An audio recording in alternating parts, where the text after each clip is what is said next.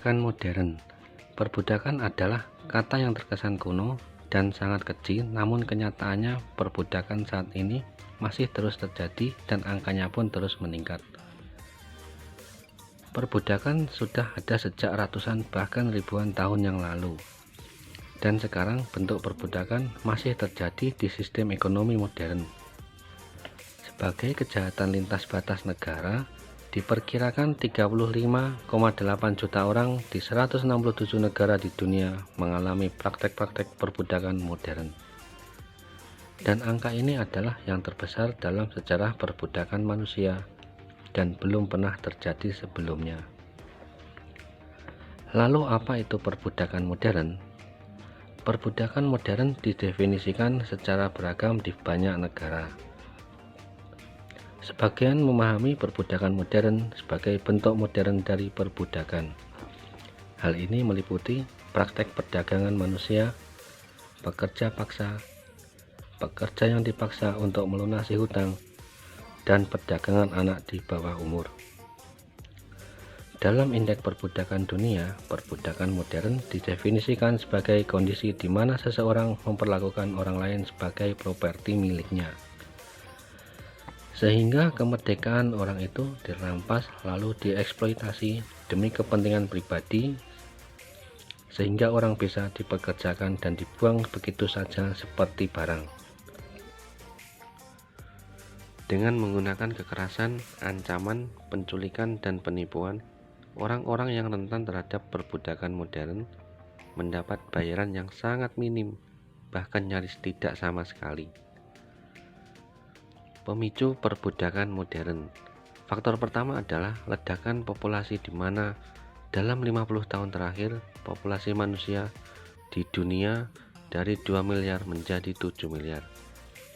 Dengan jumlah manusia semakin banyak, semua berlomba untuk mendapatkan pekerjaan. Bahkan pekerjaan lebih buruk pun akan dilakukan bila tidak ada pilihan. Ledakan populasi membuat pasokan tenaga kerja melimpah sehingga biaya perbudakan semakin murah. Faktor kedua yang memicu perbudakan modern adalah kemiskinan yang ekstrim dan berbagai kondisi yang rentan seperti perang, pemerintahan yang buruk, perubahan iklim, dan bencana alam. Kemiskinan sangat rentan terjerat ke dalam praktek perbudakan modern.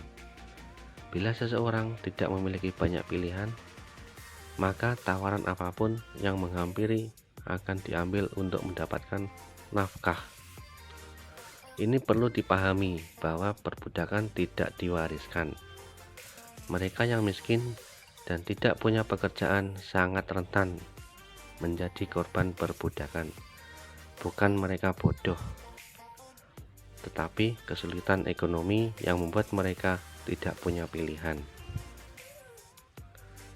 Faktor yang ketiga adalah korupsi yang menyuburkan perbudakan modern.